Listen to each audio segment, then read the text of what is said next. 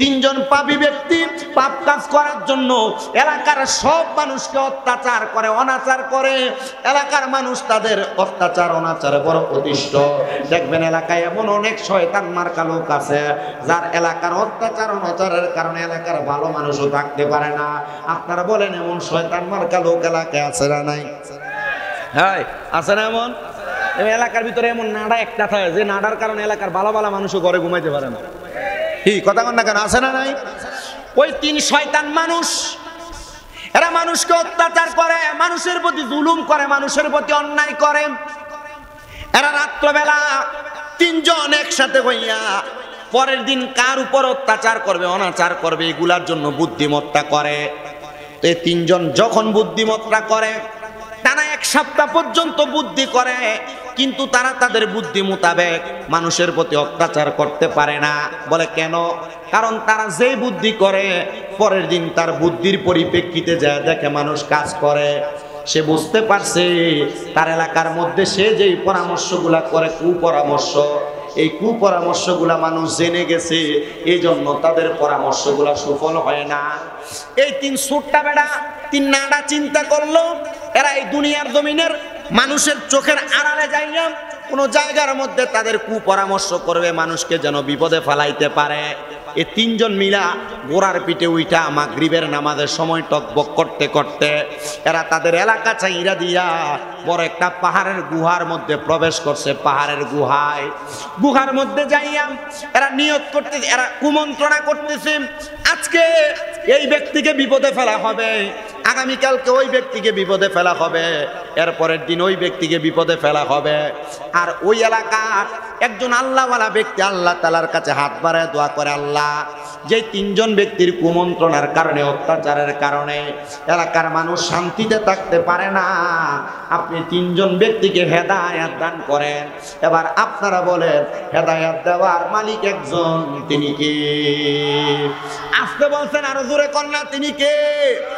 ও বাবা, অত্যাচারীর অত্যাচার থেকে বাঁচতে চান কি চান না? জোরে কন্যা, বাঁচতে চান কি চান না? নাডার নাডামি থেকে বাঁচার দরকার আছে না নাই? ওই তিনজনের অত্যাচারের কথা শুই না আল্লাহ পাকের খাস নেককার বান্দা আল্লাহ তাআলার কাছে দোয়া করে, আল্লাহ, এই তিনজনের অত্যাচারে আমার এলাকার মানুষ বড় অতিষ্ঠ, আপনি একটু খাস করে দোয়া করে দেন। দেখবেন আপনাদের এলাকার মানুষ যখন বিপদে পড়ে পেশোয়ারি দরবারের পিসা হুজুরের কাছে যায়, মহিষমারি দরবারের পিসা হুজুরের কাছে যায় দোয়া চায়, হুজুর একটু দোয়া করবেন, বড় বিপদে আছি, বড় অভাবে আছি, বড় টেনশনে আছি, মুসিবতে আছি, হুজুর আপনাদের তাহাজ্জুদ নামাজের দোয়ার কারণে আল্লাহ তাআলা আমাদেরকে বিপদ থেকে উদ্ধার করবে। দোয়া চান কি চান না? কথা কয় না, দোয়া চান কি চান না? ওই হুজুরও দোয়া করছে, আল্লাহ এদেরকে বিপদ থেকে উদ্ধার করেন, এদের বিপদ থেকে উদ্ধার করেন। এবার ওই তিনজন ব্যক্তি যখন কুমন্ত্রণা কুপরামর্শ করেন, ওই কুপরামর্শ করার সময় তারা ওই গুহার মধ্যে আটকা পড়ে গেছে। একদিন না, দুই দিন না, টানা এক সপ্তাহ পর্যন্ত গুহার মধ্যে আটকা পড়ে গেছে। কেমনে পড়ছে জানেন? বড় একটা গুহার মুখ, ওই গুহার মুখের মধ্যে বড় একটা পাথর আইসা মুখটারে বন্ধ করে দিছে। একটা পাথর না, ওই পাথরের পেছনে আরেকটা পাথর গুহার মুখটা বন্ধ করে দিছে। দুইটা পাথর না, আরেকটা পাথর আইসা তিনটা পাথর গুহার মুখটা বন্ধ করে দিছে। ওই তিনজন চিন্তা করে, আল্লাহ, আজকের 7 দিন কোনো খাবার নাই, কোনো পানি নাই, কোনো কিছু আমাদেরকে আহার করানো হয় না।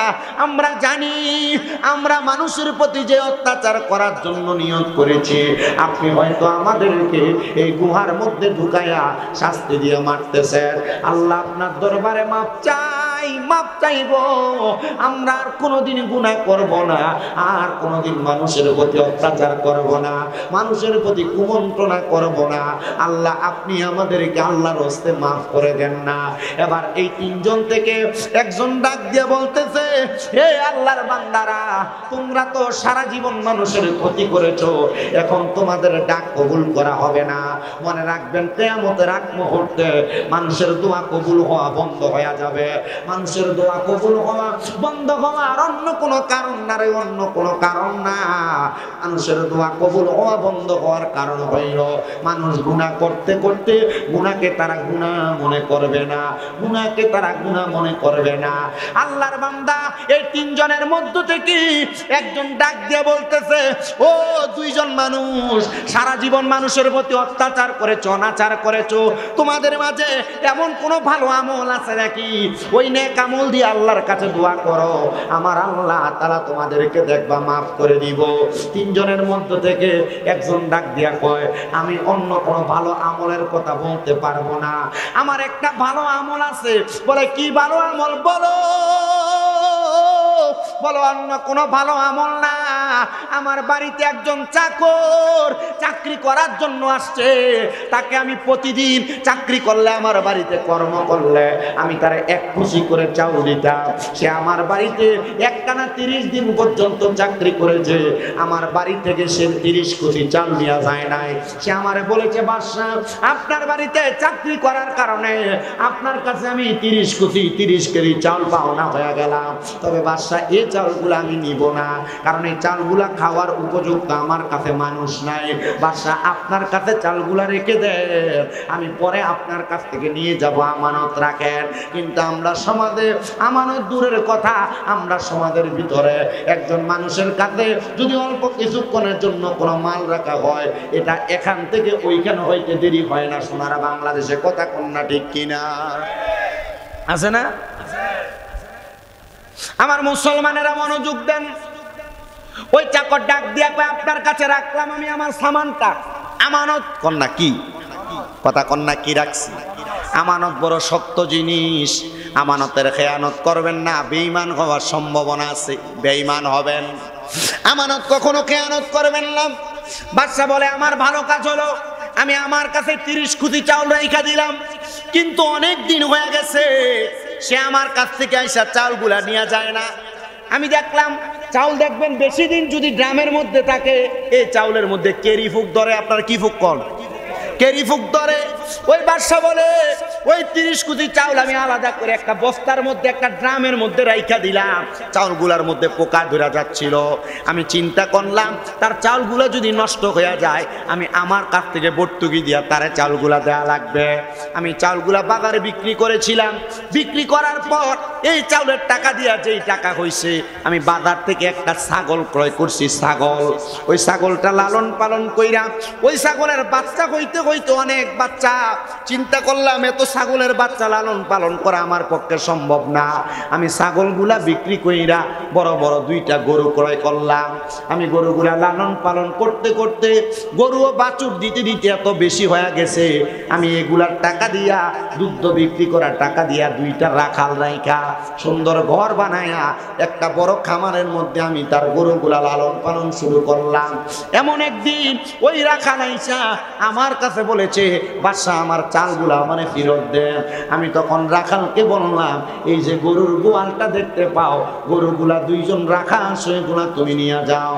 আমারে রাখা ওই চাকর ব্যক্তি বলেছে, চাকরিওয়ালা বলেছে, হুজুর আপনি কি আমাদের সাথে এখন মজা করতেছে? বলে, না না না, মজা করি না। বলে, আমি তো আপনার কাছে মাত্র 30 কেজি চাউল দিয়েছি, এগুলা কেমনে গোয়াল গরু পরিমাণ গরু হয়? বলে, মনে রাখবা, আমি তোমার চালগুলা বিক্রি কইরা নষ্ট হয়ে যাওয়ার ভয়ে আমি ছাগল ক্রয় করেছি, এগুলা বিক্রি কইরা গরু ক্রয় করে তোমারটাকে আমি উন্নতি করে দিয়েছি।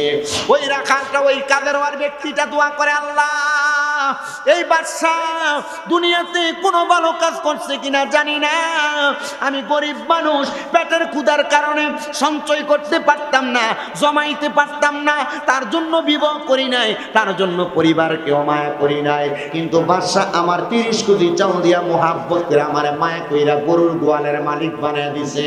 আল্লাহ তুমি এই বাদশাটাকে মুসিবত থেকে উদ্ধার কইরো।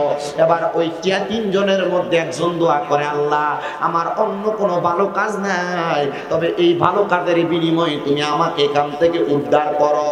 ওই লোকগুলা ডাক দিয়ে বলে, ও জগতের মানুষ, মানুষ শুনো রে, ওই দোয়াটা করতে দেরি গুহার মুখের মধ্যে যেই 3টা পাথর ছিল, তো বোন আমার কাছে এসে বলতেছে তারে অল্প কিছু টাকা, অল্প কিছু দিরহাম দেওয়ার জন্য হাওলাত সে আমাকে পরে দিয়ে দিবে। আমি তাকে বলছি পরে দেওয়া লাগবে না, তুমি যদি আমার কাছ থেকে টাকা নাও তাইলে আমি তোমার দেহ বুক করব। ও বাবা, এই টাকার বিনিময়ে দেহ বুক করাটাকে পতিতালয়ের আড্ডাখানা বলে।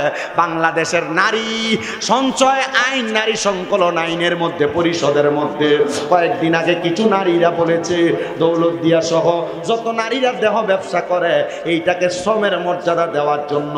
আরে বাংলাদেশে যদি দেহ ব্যবসাকে শ্রমের মর্যাদা দেয় কোন সরকার, বাংলাদেশে যদি কোন নারীদের দেহ ব্যবসাকে শ্রমের মর্যাদা দেয়, ওই সরকারও বেশি দিন থাকতে পারবে না। এই জন্য আমরা কোরআন সুন্নাহ মোতাবেক যেই আইন বাস্তবায়ন করলে নারীরা সম্মান পায়, আমরা সেই আইনের পক্ষে কথা বলি। নারী বিষয়ক আইন সঞ্চালনের যেই বিষয়গুলা নারীরা বাস্তবায়ন করার কথা বলেছে, আমরা এটার পক্ষে না। কারণ আমরা ইসলামকে মানি। ইসলাম বলে মহিলারা ঘরে থাকবে, মহিলারা দেহ ব্যবসা করবে না, নিজের দেহ অন্য পুরুষের মাঝে ফুটিয়ে তুলবে না। এবার আপনারা বলেন নারীরা দেহ ব্যবসা করুক, এটাকে আপনারা চান নাকি? এই কথা বলেন, চান নাকি? 10টা আইন তারা প্রকাশ করেছে, এর মধ্যে একটা আইন হইল কোন পুরুষ তার স্ত্রীকে বিবাহ করার পর তার স্ত্রীকে সে মন চাইলেই তার সাথে মেলামেশা করতে পারবে না, স্ত্রীর মন চাইলে মেলামেশা করবে, এটা কোন আইন হইতে পারে না। কোরআন সুন্নাহর আইনের বিরোধী এটা। কোন নারী দুনিয়ার জমিনের মধ্যে তার পুরুষের কথা মানে তার স্বামীর কথা মানি না চলবে না, তার নিজের ইচ্ছা মোতাবেক চলাফেরা করবে, এটা হইতে পারে না। মানে তারা নারী পুরুষ সমান অধিকার চাইতে নারী পুরুষ সমান অধিকার। তো তারার কাছে আমার একটা আবদার হইল, বেটা মানুষ রাস্তার পাশে দাঁড়ায় দাঁড়ায় প্রস্রাব করতে পারে, বেডি মানুষ তো রাস্তার পাশে দাঁড়ায় দাঁড়ায় প্রস্রাব করতে পারে না। তো পারলে যদি সমান অধিকার চাও, সমান অধিকারের আগে রাস্তার পাশে দাঁড়ায় দাঁড়ায় প্রস্রাব করে দেখাইতে হবে বিট্টাডিরে। কথা বল না কেন? এগুলা মহিলা হইতে পারে না, এগুলো হিজড়া টাইপের মহিলা। কথা কেনা ঠিক কিনা? যদি কোনো মুসলমান দাবি করে কেউ এই আইন বাস্তবায়ন করবে না। কথা কন না ঠিক কিনা? ও বাবা, নারীদেরকে এমন ভাবে চলতে হবে তাদের স্বামীর কথা মাইনা, স্বামীর আদেশ মাইনা, স্বামীর কথার উপর কথা না বইলা, স্বামীর কথা অমান্য না কইরা।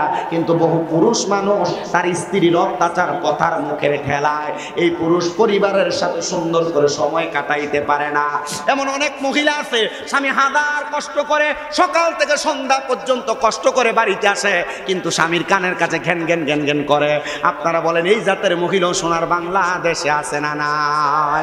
বহু মহিলা আছে স্বামীর ইনকাম মাসে মাত্র 10-12 হাজার টাকা, কিন্তু মাসে মাসেই বেডির একটা ত্রিপিদ একটা নতুন কাপড় কিনা না দিলে বেডির ভাল লাগে না। এই জাতের মহিলা সোনার বাংলাদেশে আছে না নাই? আবার এমন অনেক মহিলা আছে স্বামী বলে ঘরের বাহিরে যায়ও না, এই মহিলা প্রতি সপ্তাহ ওয়াই ব্রিজে না গেলে বেডির ভালোই লাগে না, ফুচকা খাইতে না গেলে ভালোই লাগে না, নতুন কুড়ে ঘরে না গেলে বেডির ভালোই লাগে না। আপনারা কন্যাগিরি জাতের বেডি আজ বাংলাদেশে আছে না না? ও আমার পর্দার অন্তরালের মা, আপনাদের কাছে বলবো গো মা, আপনাদেরকে কোরআন সম্মান দিছে, ইজ্জত দিছে, নবী সম্মান দিছে, ইজ্জত দিছে, হাদিস সম্মান দিছে, ইসলাম সম্মান দিছে।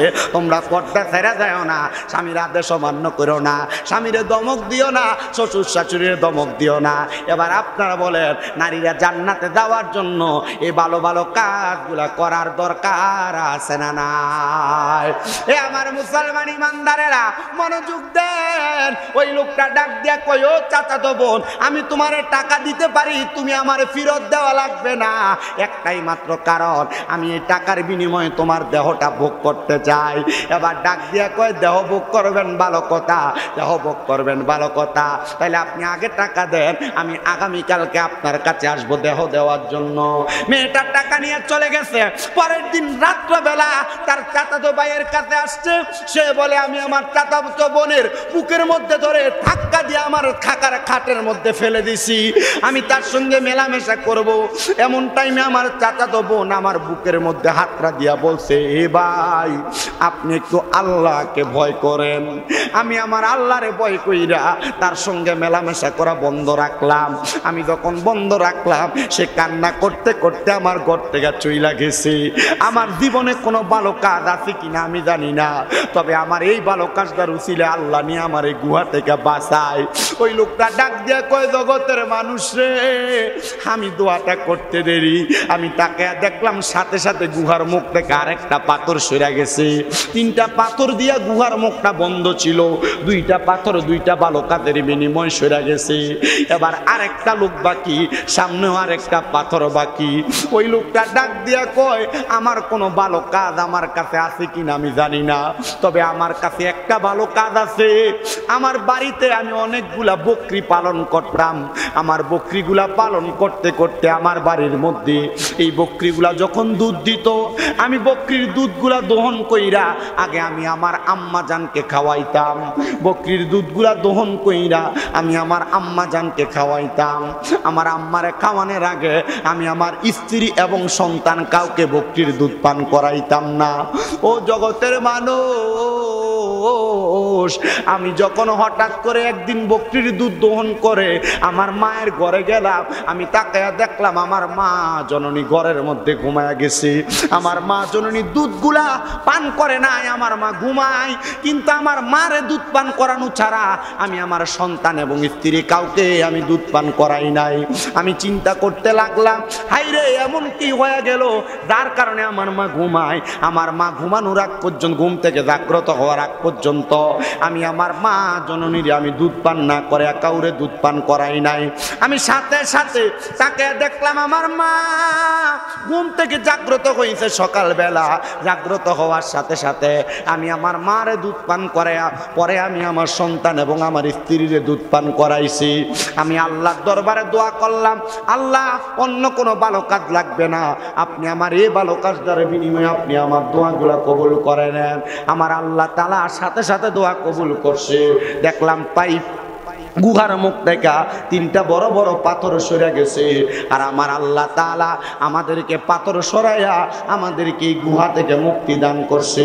মনে রাখবেন হুমনানীপুরের বাবারা ভালো ভালো কাজ মানুষকে দুনিয়ার সকল বিপদ থেকে উদ্ধার করে, শুধু উদ্ধার করে না, উদ্ধার করে না, আমার আল্লাহ তাআলা ওই 3জন ব্যক্তিকে গুহা থেকে বাঁচাইয়া দিয়েছে। জোরে সরে পড়ি সুবহানাল্লাহ।